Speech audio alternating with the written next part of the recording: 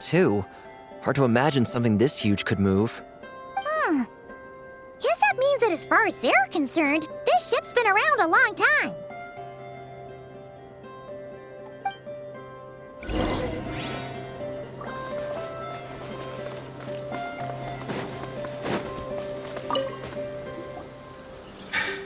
Come on, brothers. If we can get even a small chunk off of this thing, it's gotta be worth a fortune. Today is the day we strike it rich. Huh?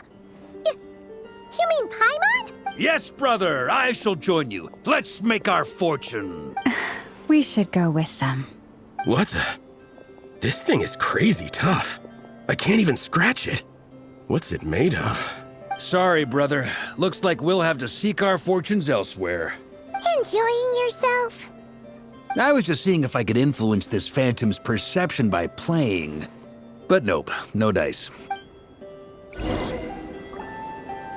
I'm sure we're all starting to build up an idea of what's going on here now that we've spoken to some of the people.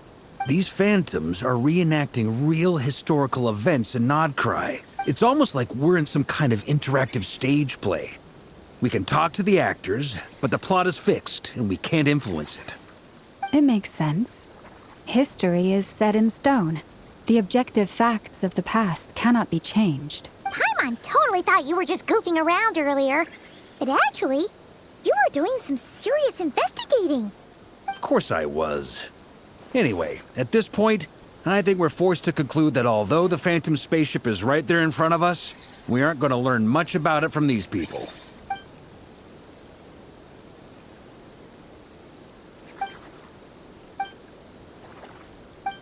Don't be discouraged. If nothing else, this is proof of the ship's existence. And think about it. So many people tried to hack their way inside, but no one could get the door open. It's made of very tough material. To me, that says that we'll either find the ship itself or the story behind it. It's just a matter of time.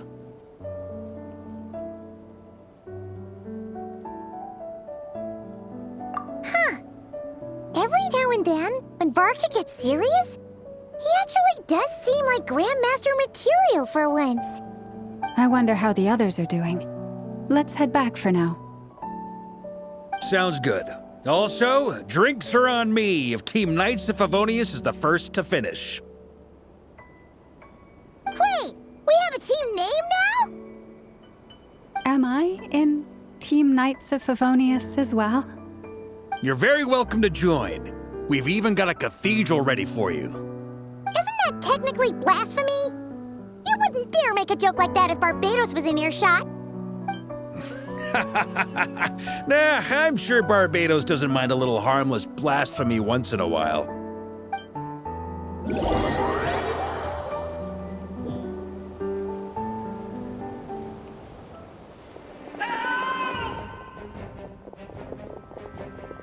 Oh, no! Get away! Oh.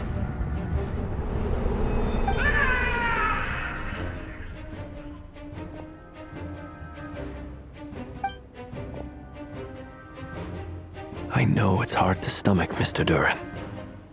But as I'm sure you've noticed, there is nothing we can do to intervene in that which unfolds before us. But we have to at least try. And try you have. But are you aware of how many unsuccessful attempts you've made now? I wasn't keeping count. I'm afraid this is the 39th failure so far. Or the 5th if we're only counting this particular victim. There are no indications that these phantoms may be altered in any way. You seem to have calmed down a little. I'll make us a fire. You should rest and have some water. Feeling any better now, Mr. Duran? May I ask a few questions? Be my guest. What exactly are we witnessing here? What happened to those people? My guess would be that we are seeing Nodcry during the Conrian Cataclysm. Would that be accurate? Conria. That is correct. As you know, once the Abyss senses even the tiniest crack, It floods in and spreads like wildfire. There was a time in the distant past when it permeated all of Nocturne, causing immeasurable harm. The people paid a terrible price to heal this land. Then 500 years ago, the whole of Tevat suffered an abyssal disaster. Once more, Nocturne was dealt a devastating blow. I see. In the face of the abyssal onslaught, all were like grains of sand tossed around by a tidal wave. Be they human, fae, or god. The moment you witnessed is but one drop in a whole ocean of catastrophe.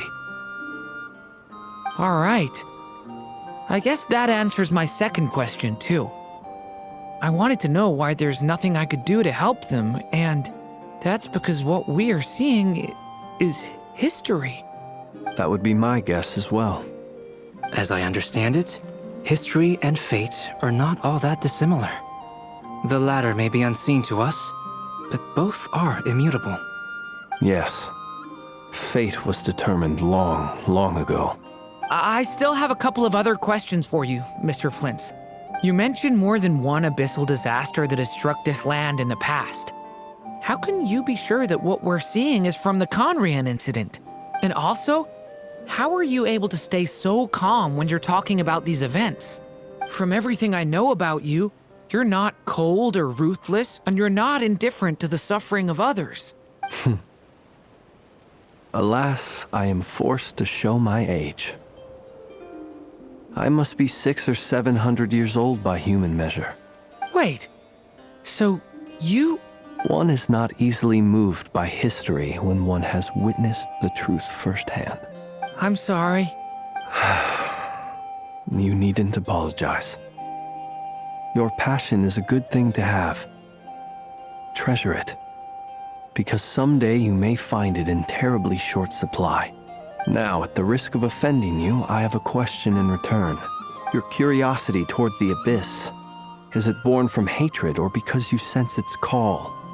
I only ask because I kept a fragment of Rerear's body in my lantern for a short time. Specifically, his heart. So I know what a burden it can be to carry the abyss with you.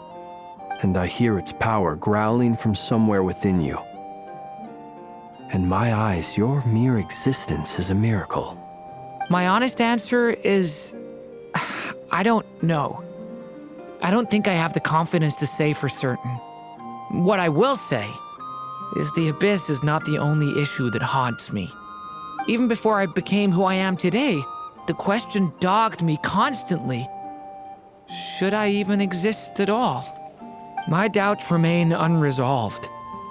But when we fought Rerear, something became a little clearer to me. Sometimes it is the darkness within us that allows us to achieve the impossible. I certainly got the sense from your 39 attempts that you were trying to achieve the impossible. It sounds like you've resolved to see the truth for yourself. Absolutely. In that sense, he and I are quite similar. Then I wish you every success. I look forward to the day of your transcension. Well, if everyone's caught their breath, I suppose we should head back. Oh, and one last thing. I'd appreciate if you kept our discussion about history a secret.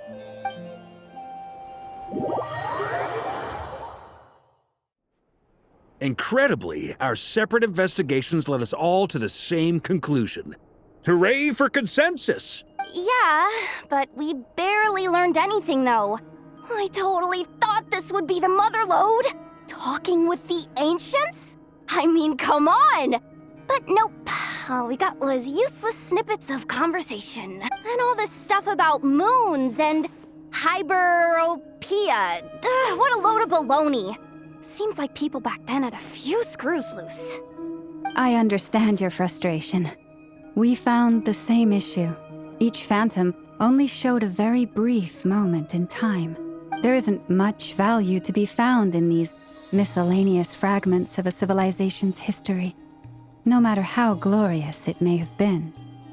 If there's a silver lining, it's that these phantoms are harmless to the present reality. They shouldn't get in the way of the festivities. Paimon agrees. And not just because it's the first thing she understood in this whole conversation. You look disappointed, Nefer. Is something the matter? What do you think? We all worked our tails off, but the only one to gain anything from it was you, Lady Moonjanter. Well, please do share the Hyperborean records with me.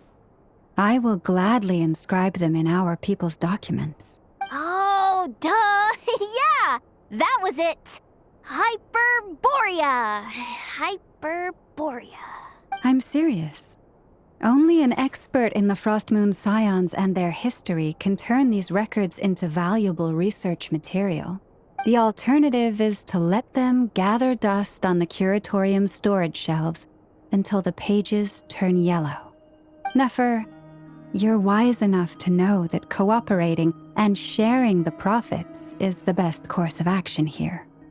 Well, that goes without saying. Sure, let's do that. Huh? But didn't you say we aren't supposed to give out intel for free? Sorry. Shutting up. Now is not a good time to push Nefer's buttons. Anyway, back to Moon Prayer Night. I'm thinking that we should prepare something a little special, aside from the usual decorations and so on. You mean a parting gift? Can't go wrong with food. Although, does food go bad on the moon? Perhaps a lantern would be a better choice. It might be dark up there. It could prove difficult to light a lantern on the moon. Magical stones might serve that purpose better. What about a clockwork mecha model from Fontaine? I've got a whole bunch at home.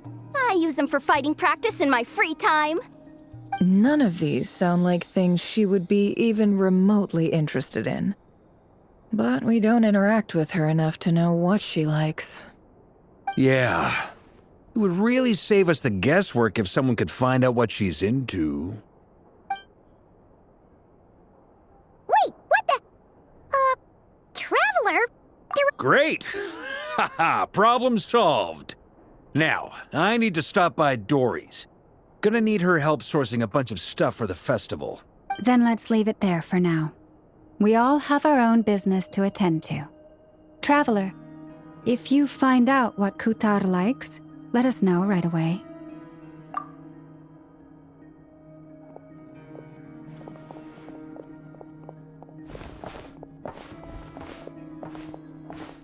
Is something the matter? I'm fine. It's just... I'm still feeling a little rattled after witnessing the horrors of the Abyss. But it's okay. This is something I have to work through. I'll be all right. Thanks for your concern. Well, don't put too much pressure on yourself. If you ever feel like something's wrong, physically or mentally, we're here to talk. Come on. Stop treating me like a kid.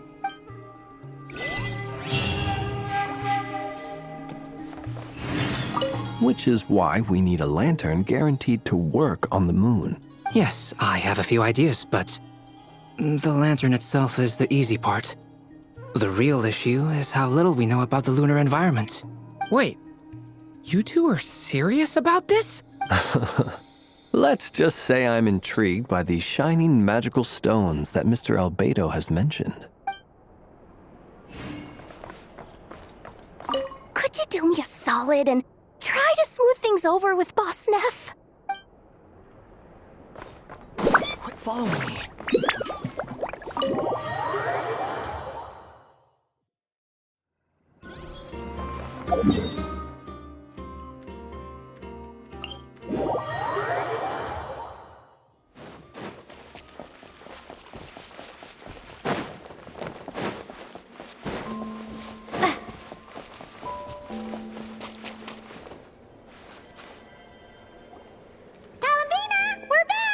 Huh?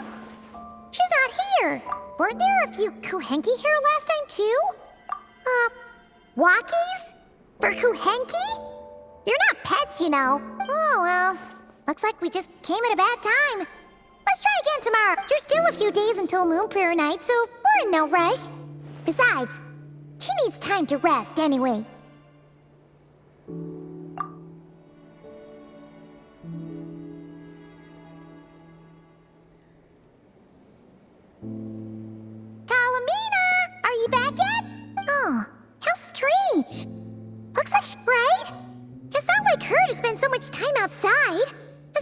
think she's worried about attracting unwanted attention. What about Luonatar? Luonatar, you there? Hey! Do you know where Columbina went? Sorry, didn't understand. But if you know where she is, could you take us to her? Yeah, that's even stranger. What about him? Oh, that's not good news. They change color when Columbina gets weaker, right? And they look super pale right now. Good idea. She might know what's happening.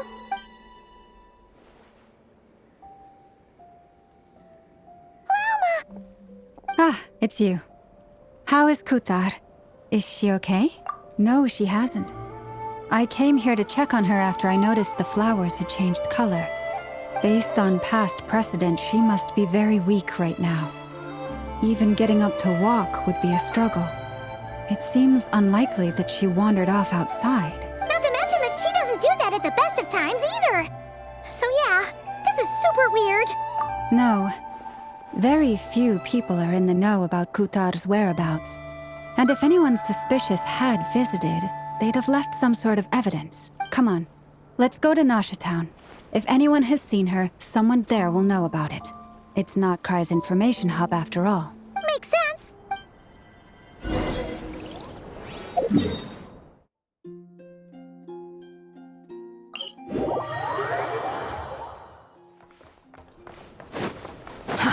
Too slow.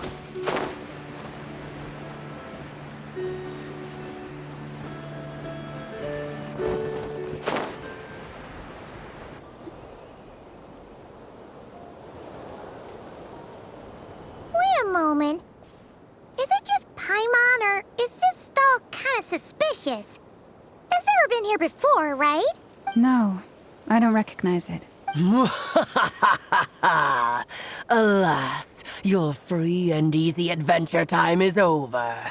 Now, prepare to face the final boss of nocturne. Whoa! Where'd that voice come from? Not sure, but it's definitely hostile. No, no, no, not that way. The final boss is right here. The sniffer mole? That's the final boss? Surely not. Okay, the jig is up. I'll stop teasing you. Turn around. I'm right behind you. It seems I've managed to leave quite an indelible impression, even though you've never seen my face. Ah, nothing could make a great maid more pleased with herself.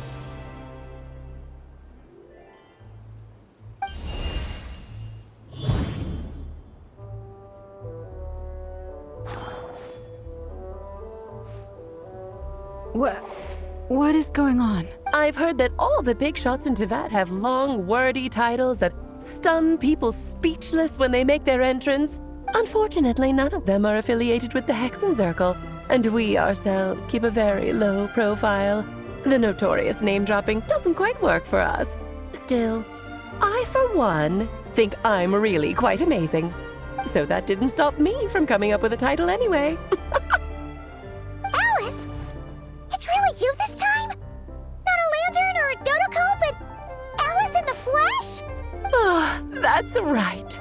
So, what do you think? How does it feel to finally meet me? You look... Oh, that's the first thing you thought.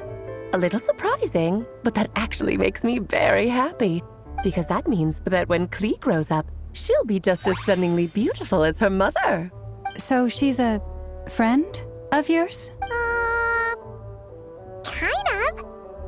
This is actually the first time we've seen her in person. I see. Madam Mage, that was, quite a powerful entrance. I certainly won't be forgetting it anytime soon. It's okay, Lalma, don't force it. Paimon will do the honors. This is Alice from the Hexenzirkel. She's a friend of ours. And of Arcus, too. That's right. She's a good person, just kinda unpredictable. Well, what is the human heart if not unpredictable? If we could not do as we please, how would we differ from machines? I am Lauma. Moon Chanter of the Frost Moon Scions. It is a pleasure to meet you. Oh, I know. Before you got here, I spent a good, 15 minutes getting up to speed on Nodcry's present situation. In other words, I've read the whole in the last episode part, so we can skip the pleasantries. Fair enough. Well, Miss Alice, I can already tell that you have quite a unique personality. He'll get used to it. Paimon sure is. So anyway, what are you doing in Nodcry, Alice? Oh, I thought I told you already. This time, I'm the final boss. And what a formidable foe I shall be. Powerful, confident, decisive, and good luck finding my weak spot. You will never succeed. Oh, drat. My one weakness, and you found it in an instant. Fate has been dealt a devastating blow. Thus falls the great Dodo King. Why are you playing along with this nonsense? For funsies, of course. What's wrong, Paimon? Are you disappointed in me? Am I a gigantic letdown? No, it's just... you seem like a busy lady. And this is the one time you've shown up in person. Paimon figured it would be for something more high stakes than just goofing around. You're quite right. I'm here in Nodcry because something big happened. Something big enough it caught the attention of the Hexen Circle. It concerns the 3 moons, Tevat's borders, and of course, the moon goddess you are currently searching for. Kind of. Why don't we discuss this over a pot of tea? My main reason for coming on this trip to Tevat was, of course, to have some fun. But I do technically have a job to do as well, namely, maintaining the stability of Tevat's borders. I'll skip over the complicated parts, but to sum it up, abyssal energies are all that lie beyond Tevat's border. We'd find ourselves in a real pickle if they ever made it through. And the phantoms you've been seeing are a sign that the border has been disturbed. No wonder they tend to show up around Moon Prayer Night. Is it because the real moon is now so close to us that its power can cross the border? In part, but only a negligible amount passes through. Just enough to influence the verdant crests and so on. And as you've noticed, there has been an unprecedented number of phantoms appearing this year. The influence of the moon beyond the border cannot explain this. No. There is another far greater factor at play. The trilunar syzygy. A trilunar syzygy. Eons ago, before the heavenly principles came to Tevat, it was the then 3 moon goddesses who controlled the laws of this world. Oh, that's exactly it! The 3 goddesses split these powers amongst themselves, promising never to consolidate them into one singular body. This was meant to keep the world stable. But, fast-forwarding to the present, the eternal moon's marrow is with you, while the iridescent moon's marrow, which should never have appeared in this world, has been retrieved. Add that to the presence of a moon goddess in the flesh and... the power of all 3 moons is gathered here in Nodcry. There hasn't been an event like this since the War of Funerary Flame, and it's having a noticeable effect on Tevat's borders. Because I wish to give my darling daughter a peaceful, sunny environment to grow up in. Is that a good enough reason? Kinda sounds like you're dodging the question, but it does make sense. Well, that's one reason anyway, and the most important one. The others are a little complicated to explain. For instance, cleaning up after dearest Miss R. Albedo could tell you more about that if you're curious, but right now, I have a more important question to ask you.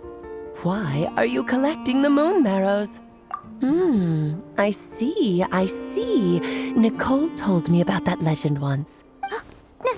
Nicole? You mean Mage Anne? Oh, so you remember. Yes, of course. That was a story about fate, her area of expertise. But back to the story of our dear moon goddess. I'm afraid her intended method of returning to the moon is unlikely to work anymore. What does that mean? She may be missing, but she hasn't gone anywhere. She has disappeared.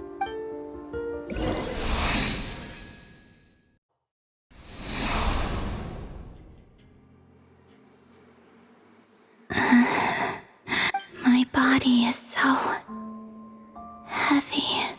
Wait, no. It's my mind that's heavy. My arms and legs are as light as a feather. What's happening to me? I feel drowsy, like I've been asleep for too long. Is it daytime or nighttime? Is the moon out? I think I'll go for a walk.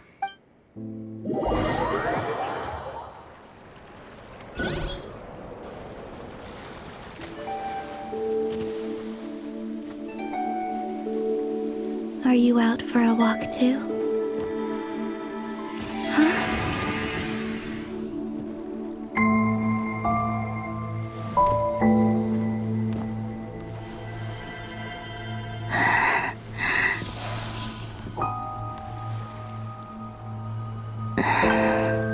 The day has come at last.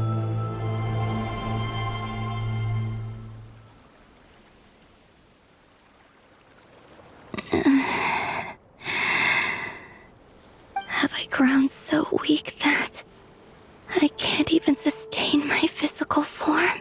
But Moon Prayer Night is nearly here. I was so close to returning home. Death is near.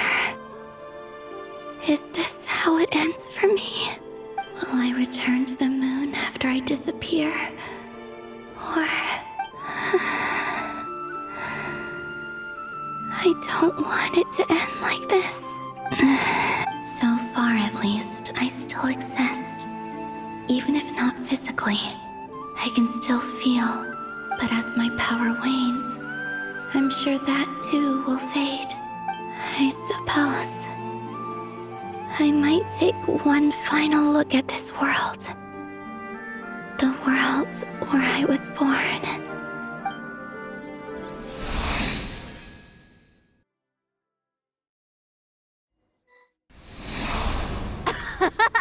Come on, come on! Wait for me! The Frost Moon Enclave. How much it has changed since I was born. These decorations, they're so heavy. It's times like this when you kind of wish men could be priestesses and acolytes. How fascinating.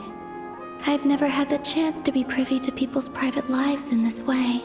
In the past, people would get so solemn and serious the moment I showed my face. Like they were frozen stiff.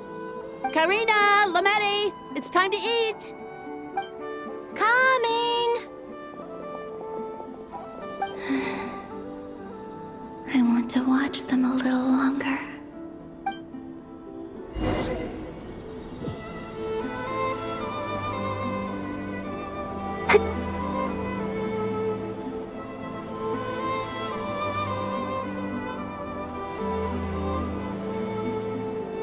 So just fill these balloons with air, right? Yep. Try a couple now to test things out. The rest can wait till Moon Prayer Night. Think fast. Rita! Teasing an acolyte of the Frost Moon Scions? Surely that's a punishable offense. Take this! Huh? All right, enough horsing around. Lady Lauma gave us a task. We should get back to it. The task is just to check that the balloons don't leak, right? Doesn't matter if we fill them with air or water. Okay, you got me there. And you got me there. But still, we can't use all the balloons before the festival even starts. We won't use all of them. And as long as Lady Lauma's trusted acolyte doesn't snitch, this can stay as a little secret between friends. A couple more can't do any harm, right? Oh, you menace. Then, think fast! Is pumping a balloon full of water really so much fun?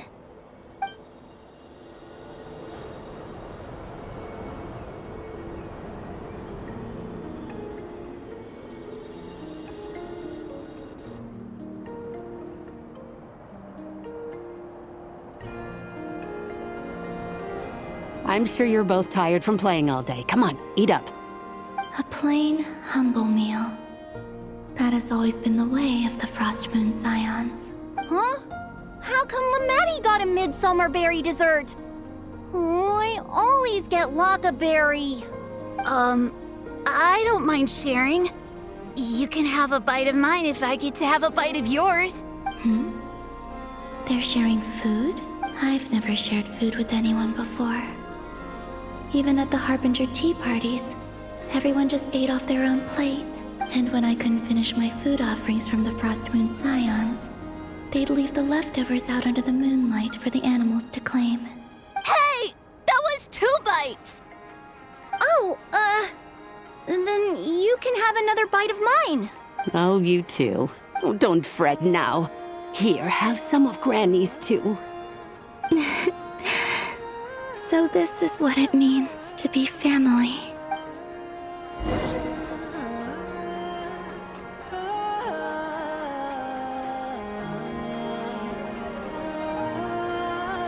I'm seeing so much that I'd never usually get to see. They'd never act like this when I was around. It's nice, being able to just watch people in peace in these final moments. What a rare opportunity. I think I'll go take a look around Nasha Town, too. Maybe the Traveler will be there.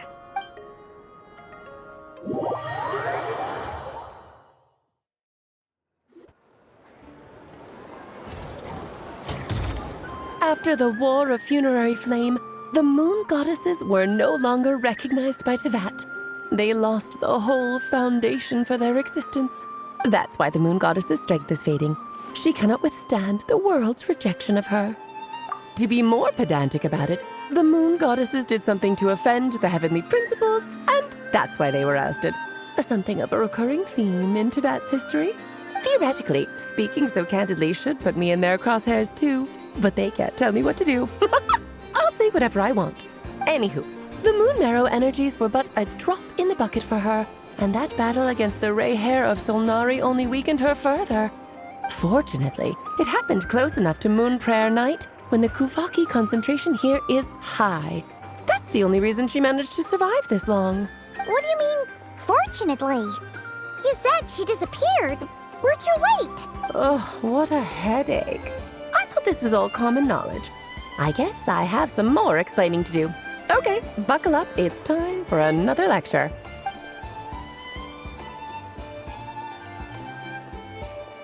Now, I said earlier that the Moon Goddesses lost the foundation for their existence. The reason for that has to do with the natural order. Basically, the rationale for their existence in Tevat was lost. The same logic applies to the present Moon Goddess, too. Consider her existence so far. Her comrades in the Fatui called her Damselette. And she was worshipped as Kutar by the Frost Moon Scions. But these connections have now been severed, whether by her hand or yours. So, the rationale that once sustained her existence is now gone. Wait, we did that to her? Oh, well, strictly speaking, yes. But let's not start pointing fingers, shall we? I'll only end up as the big bad villain, and that's not the kind of final boss I want to be. Of course I do. I'm only the greatest mage in the whole entire world. Now, if you wish to find your Moon Goddess, there are 2 problems we need to solve. Firstly, we'll need to strengthen the connection between her and Tevat, at least enough to sustain her until Moon Prayer Night. Strengthen her connection? But does that mean I'll have to rally all the Frost Moon faithful behind this? I'm afraid a bygone faith and a former home won't be of any help to her now.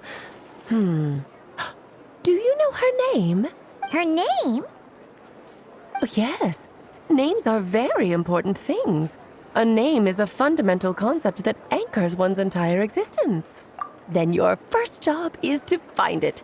As a Moon Goddess, I'm sure she must have a name she identifies with. Neither Columbina nor Kutar is her true name, and she's never really accepted either of them. So, finding out her real name is enough to sustain her existence? Yes, I know it sounds like a small step, but every journey begins that way. So for now, that's all we need to focus on. The second problem is with her plan to use the moon marrows to return to the moon.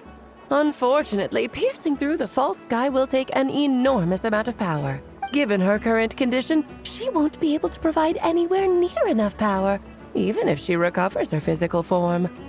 But no need to fret. Nicole's the expert in this field, and I'm sure she'll figure something out.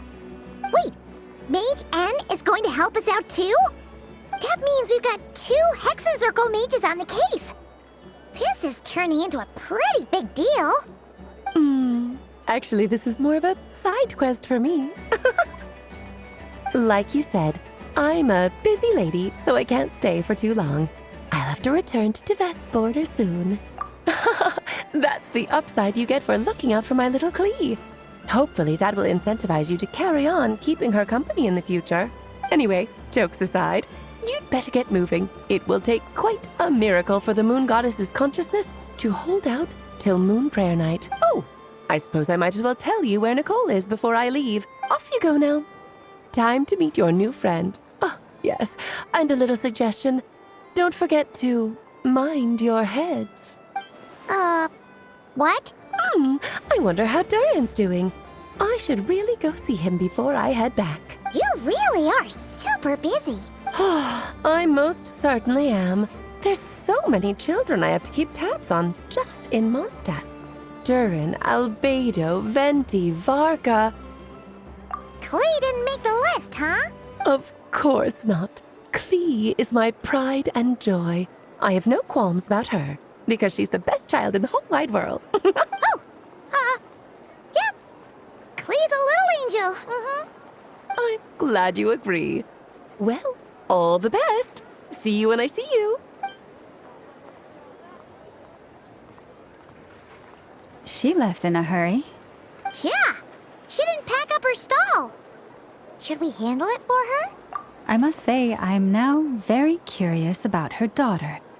Klee, wasn't it? What's she like? That's a long story.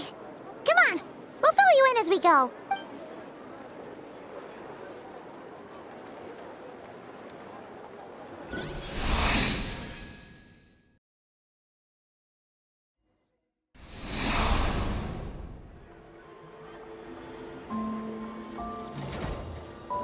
What a lively place.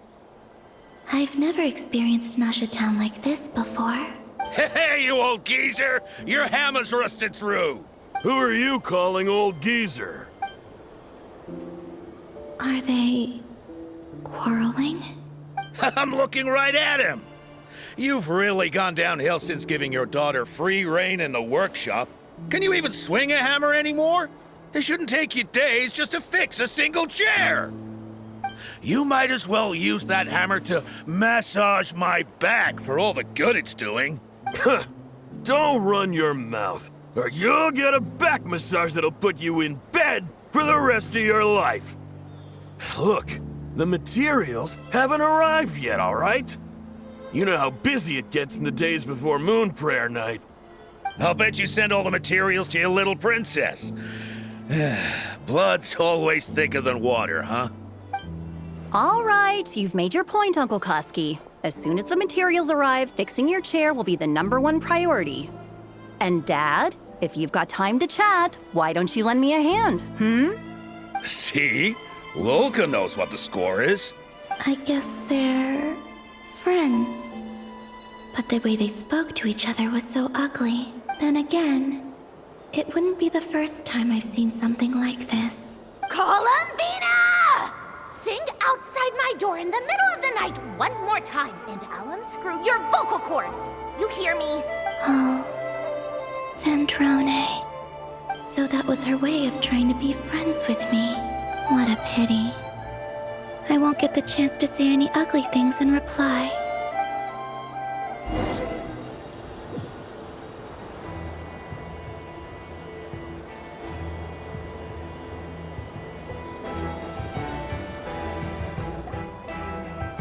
Hey, have you decided what to give her for moon prayer night? I sure have. She's gonna get the surprise of her life when she's least expecting it. Then I'll whip out the ring and pop the question. The surprise of her life. What a fun turn of phrase. Cool, I get the picture. You can spare me the gushy details. Ooh, looks like we have a customer. Hello there, ma'am. Would you like some Moon Prayer Night candy? Huh? Is he talking to me? Can he see me? Here you go. Oh. Come back anytime. Right. Now, where were we? I don't know why, but I still held out hope.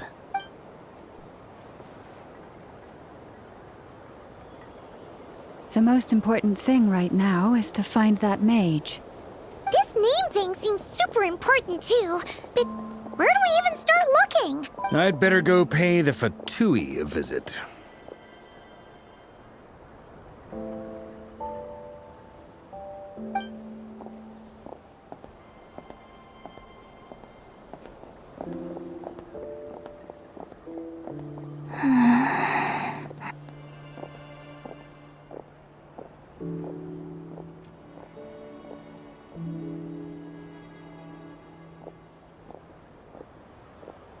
Columbina?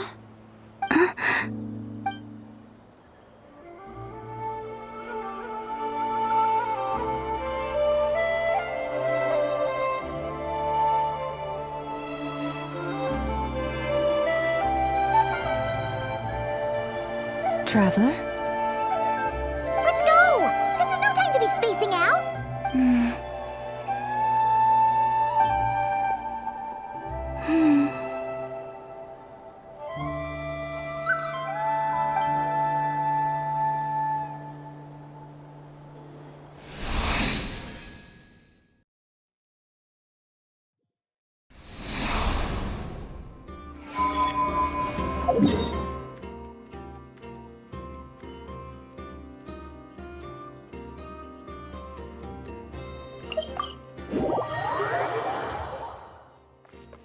Quit following me. Huh. Huh. Too slow.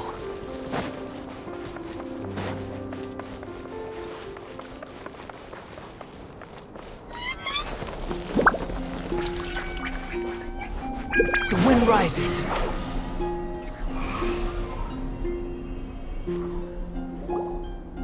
Where are they going? They mentioned a mage and a name? So, Mr. Varka, are you acquainted with this Nicole? Or should I call her Mage N? Not really. We've never met, though she has come up in conversation. From what I've gathered, Alice kinda took Nicole under her wing. Taught her how to speak in a more ladylike fashion, that kind of thing. Huh. Hard to imagine Alice as an etiquette coach. Yeah, Alice is a larger-than-life personality, I'll give you that. But then again, that's why she's able to draw such an eclectic mix of people into her inner circle. If I remember correctly, being an interesting person is actually one of her main entry requirements. So, if you ever wanted to join the Hexenzirkel, I'm sure you'd both be eligible to apply. Hey! Don't go around making promises on Alice's behalf! I wouldn't dare. I'm just trying to paint a picture of the Hexenzirkel for you. Okay, sure. Anyway, since none of us have ever met Nicole, how are we supposed to find her? We can't just go up to every woman in sight and ask, "Hey, are you Nicole?" Maybe something she's wearing will give it away? Like, a windbloom pinned to her chest or something. Wait a minute. Alice never said Nicole was from Mondstadt. Oh, true. That would be this young lady, then?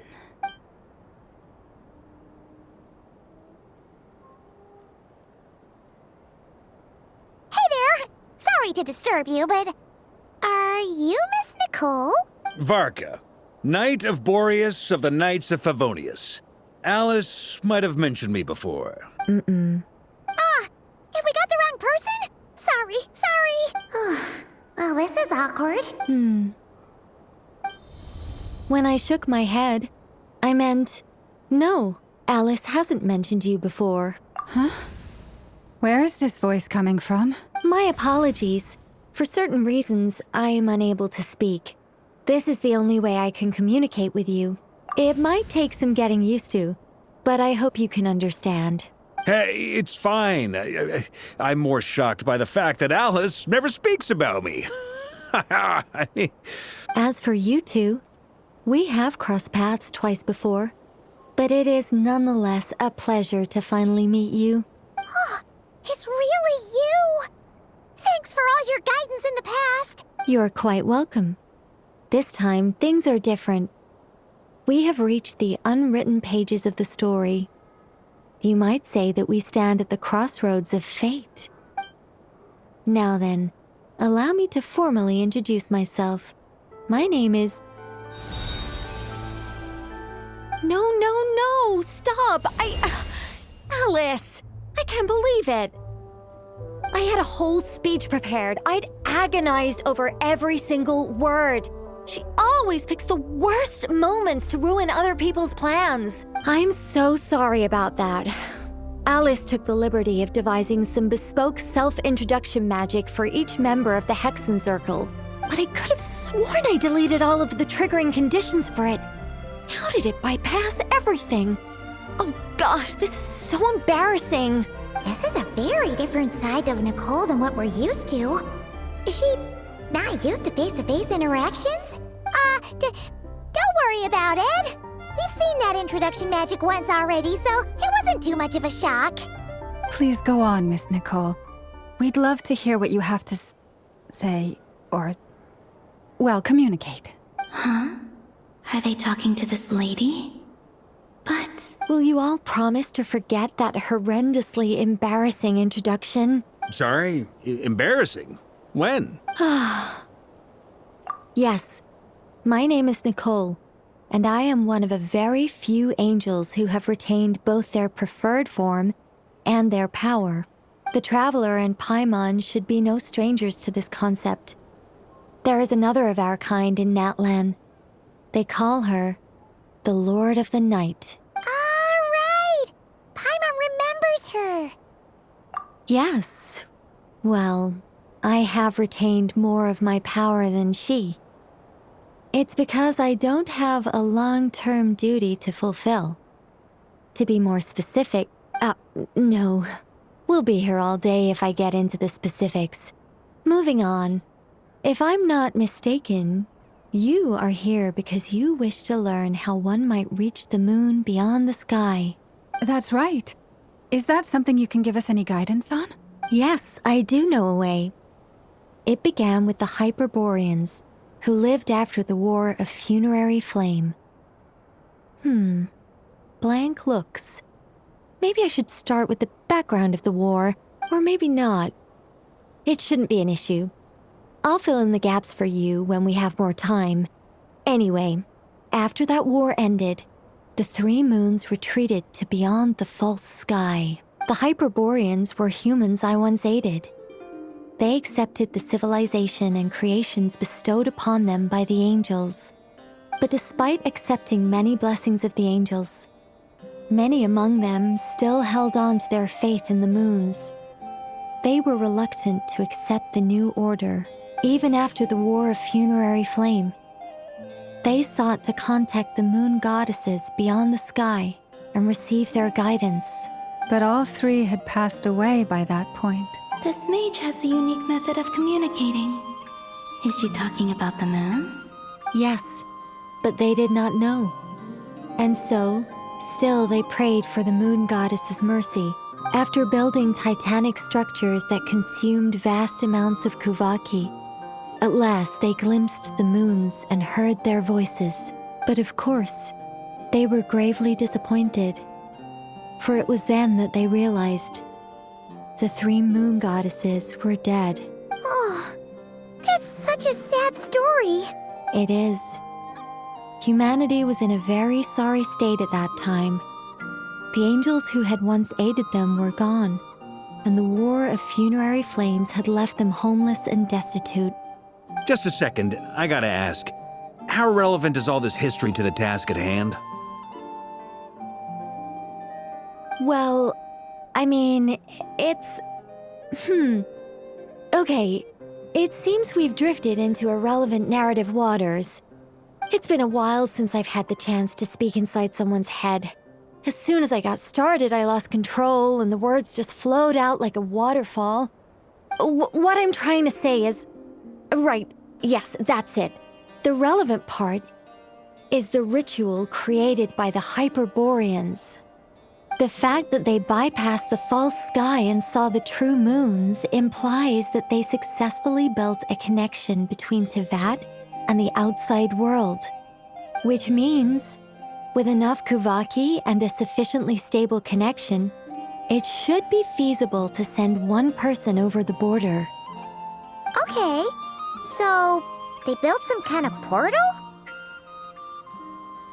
Oh, yes. A portal. Yes. Is something wrong? You sound disappointed. I just didn't expect you to summarize it so well. It turns out I could have said all that in one word, if only I'd managed to think of it. No, please, it's fine. This is invaluable knowledge. I'll be sure to record and preserve everything in writing. Oh, really? Well, in that case, I suppose I could backtrack and add some more detail. I did gloss over a few things so far. Whoa, whoa, whoa, time out. Let's summarize what we've got first. The Hyperboreans were the last ones to use this method, right? So we somehow need to find whatever structure they built and make sure there's enough Kuvaki to power it up. Luckily, we have the moon marrow of both the eternal and iridescent moons, so we're all good for Kuvaki. Which means the key issue we need to focus on is finding the place. Am I right so far? Yes. Although I expect the structure is long gone by now. That said, what if we could take advantage of the phantoms to travel back to a time when it still existed? Well, travel back isn't quite accurate. It's more like we'd be creating a handshake between 2 points in space-time. We wouldn't even have to pick a time when it still existed. It could just be a time when it still appeared in phantom form via projection, or we could project our own phantoms, fold them together at... You look lost. Was that too hard to follow? Yeah, things got a little, technical there. Paimon's brain is reaching capacity. All right. Let me think about how to put this more simply. Okay, got it. Over the next few days, I'll search for phantoms that we can use. Once I find one that meets the criteria, I'll let you know and we'll regroup.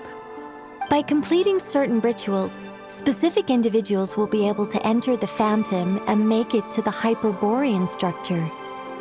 If everything checks out and it looks feasible, we'll just need to wait for Moon Prayer Night, and we can send the Moon Goddess back home. I'm really skimping on the detail here. Is this making any sense at all? I think so. For now, we'll just wait to hear from you. Yes. Basically, yes. Great. Counting on you. In the meantime, we'll focus on finding the Moon Goddess's name. My name? Are they looking for a way to stop me from disappearing? Excuse me, Miss... Go on, Miss Nicole. This conversation was a little all over the place. I didn't catch your name. I am Lauma, of the Frost Moon Scions. Ah, I did wonder. I noticed that you listened very intently when I spoke about Hyperborea and the moon's history. If you'd be interested, I'd love to visit you this evening and go through it again in greater detail. Also, if you were serious about making a record, it would be too risky to simply write down the raw details as is. I would suggest some tweaks. Maybe rewrite the stories as fairy tales or fables, perhaps even prayers. Anyway, we can cross that bridge when we come to it. So, see you later then? Oh, and no need to prepare anything. Just a cup of tea will do. See ya! She seems friendly. It's just... It's so nice to find someone who's actually willing to listen. I've been dying for a chance to finally go through all this systematically from start to finish. Any longer and I'd probably start forgetting it. Now Paimon gets why Alice told us to mind our heads. What did I tell you? A lot of quirky people in Alice's orbit. Now then, the next order of business is, where do we start looking for the moon goddess's name? Maybe the rest of what Nicole has to say might give us some clues. Once I've heard her out, I'll summarize the salient points and share them with you all. I'm also inclined to review our other documents. Yes, our faith was first established by our Hyperborean ancestors, but many of the more factually accurate records are from after Kutar's birth. Sounds like we're gonna follow Columbina's journey through Devat, huh? In that case, we'll start by heading to the Frostmoon Enclave. Sounds like a plan. Take this with you. I'll see about getting in touch with the Fatui. It'll probably just be Arlecchino and Sandroni again. They're the only ones who would want to help. Thank you, Mr. Varka. Don't mention it. Honestly, I'm more comfortable dealing with the Fatui than prying into the details of a young lady's childhood. Catch you later. I should follow them, just in case there's some way that I can help.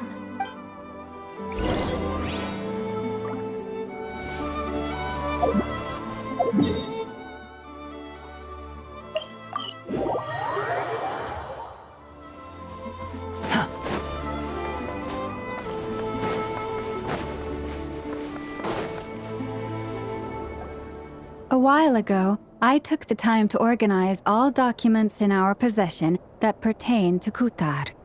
What you see here is the material I consider reliable. You're saying there's unreliable material too? Yes. Most of the information we have was transmitted through an oral tradition. Inevitably, some of her stories were mythologized and deified over the years through countless retellings. That's why I organized them into reliable and unreliable. There's no sense seeking answers in history unless we can ensure the veracity of the historical record. Makes sense. All right, let's take a look through.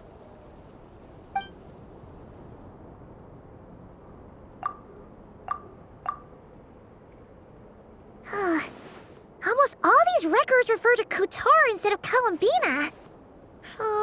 Although neither of those is her real name. Paimon's not sure what point she's trying to make. What we can gather from these records is that the Frostmoon Scions worshipped her as a god, placing impossible expectations upon her. I cannot fault them for their earnest faith, but for all their devotion, worshipping her day in, day out changed nothing. I imagine that none of it resonated with Columbina. It wouldn't surprise me if, even back then, she had already begun to reject the name Kutar and everything it represented. Lama speaks the truth.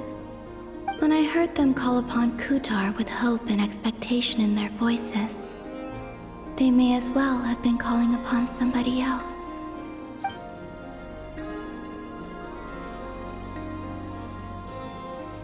Well, that's a bit complicated. I looked at the level of detail, perceived authenticity, prose style, and how realistic their portrayal of Kutar seemed to be. Amongst the Frostmoon Scions of today, only I know of her existence, and I alone have spoken to her face to face. As such, I know that there are certain things she simply would never do. That being said, I have sensed some changes in her lately. Changes? Seems like this is getting us nowhere. For what it's worth, why don't we check the unreliable sources too? Sure. Give me a moment.